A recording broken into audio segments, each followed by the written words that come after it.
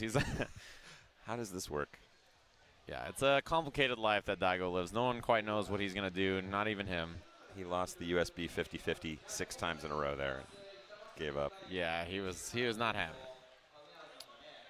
Donning those green headphones. Man, headphones seem to be a big problem today. Consistently, everybody's struggling out there.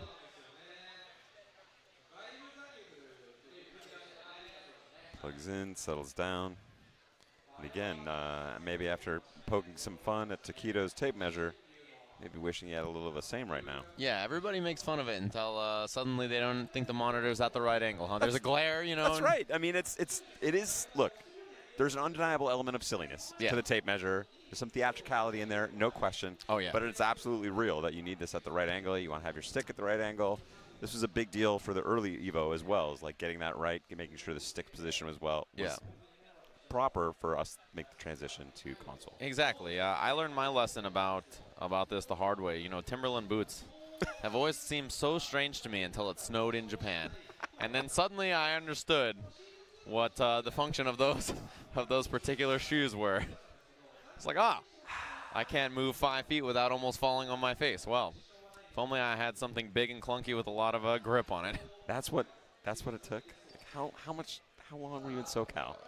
My entire life. Like, what did you? You've seen snow. No. You know it's slippery. A little. It just didn't. No. It never came to me. You know. Yeah. I grew up in Chicago. It's unbelievable to me, like how sheltered. Sheltered. I just live in a place with wonderful weather. 65 to Yeah, well, it's like like a little hotter these days. 35 degrees warmer in Southern California right now, and about 100% less snow. Yeah, a little snow in Tokyo. It's a little bit of winter magic here.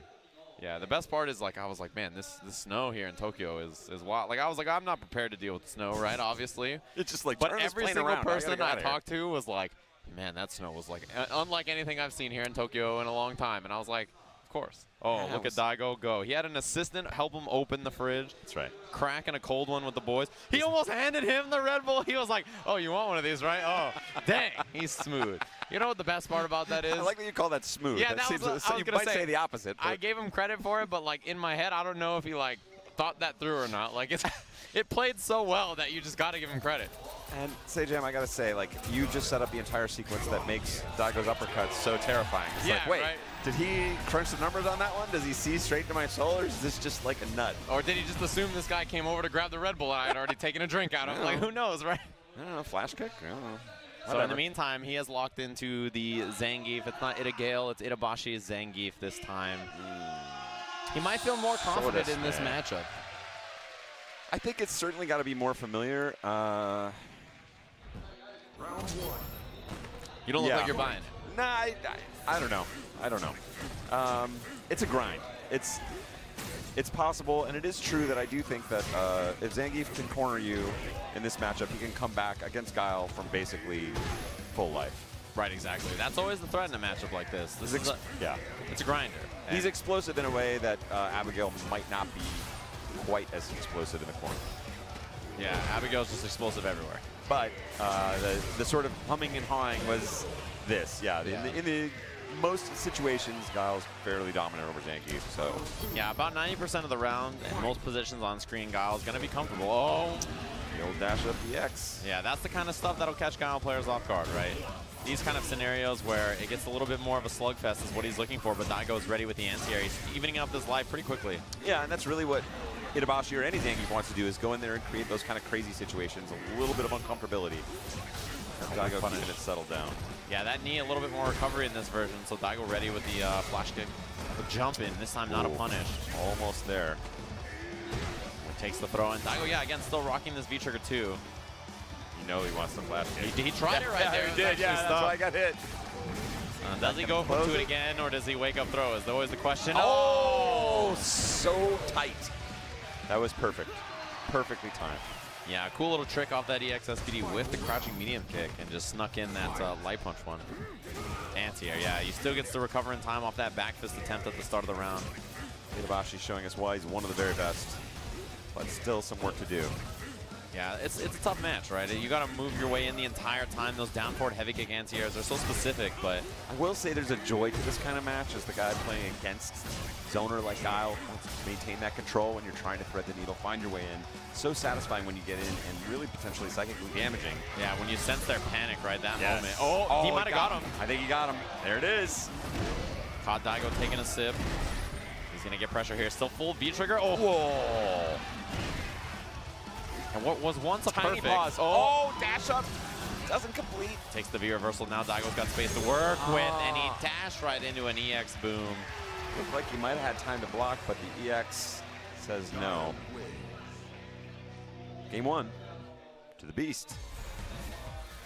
I find my heart shifting a little bit to Itabashi. There was a small note of sadness. Like you watched him move all the way in through 150 sonic boom. It's such a mighty struggle. Yes. It's like watching one of those nature films. You're rooting for the gazelle. That's, well, some of the time, right? Until you see those 2 lion cubs. Switches. Oh. Yeah, brutal crush counter for Itabashi there. He can't afford to deal with that kind of stuff. In this matchup, like, booms are enough to deal with, right? When you start getting clipped by stuff like these crush counters, it's impossible. And Daigo, smelling blood, bullying him the whole way through. Yeah, that's the part of the documentary where I usually turn away. I turn on something else. I know how it goes after that. David Attenborough's voice. Yeah. Take that to Lion audio. Papa. To jump forward, trying to make it out. That was just so bold. And again, goes straight to the flash kick, throws him into the corner. Yeah, the best part was that Itabashi was ready for wake-up jump forward. He was. Oh, wow. I gotta say, so I'm a little pleased at the level of disrespect with which Daigo is playing. Oh, out of range. Ooh, doesn't check the dash forward. Yeah, this time he jumps back. Daigo wants space to work with. Crushed again. Gets it, but not ready. Oh, the flash kick. And he shot the boom afterwards. Oh, he actually caught the startup of the flash kick. I believe that is correct. Whoa, he almost he got the jump back, but quite in position, and the EX juggle is going to close it out. And robbed Itabashi Zangief. He made the right call, but not quite in position. Yeah, the game did not agree, and so Daigo's up 2-0 now. And he's trying to get the revenge on that donation Coliseum. Somewhere Giuna is cheering, knowing that maybe some of that money might come back to him someday. Oh, range. Yeah, I like the backdash from Daigo. A lot of times when there's a throw whiff, Itabashi will command throw you. It's a good choice. Waiting for that trade with the boom. Takes the trade, just wants the position, doesn't even want to try. Whoa, crushed again. He's got trigger available, but he chooses not to spend it. He pulls the stun. Dizzy, yeah, there it is. Yeah, Itabashi respected the reversal flash kick. He's going to be able to seal it here with the V-trigger. And yes. EX flash kick to close it out. Match point for another potential 3-0 here. That's surprising to see. Barely scratched the surface here. Some ways to go. Oh, look for that sweep anti-air, even if he did make it over the boom. And Daigo, the most impressive thing to me is how consistent his pressure has worked, right? He's always had those throws in the opportune moments. And Daigo, I really love that as soon as he sees the parry, he's immediately in there with the throw. He says, you're going to try and parry my pokes? Coming right at you. Yeah, his decision-making on when to move in is so impressive. Like, throwing booms and flash kicking, one thing, right? But knowing when to move forward is really tough in a matchup like this. And especially just such a flip of the script against Zangief. You expect them to be running away from you the whole time. He's willing to go right in there, which is the difference maker.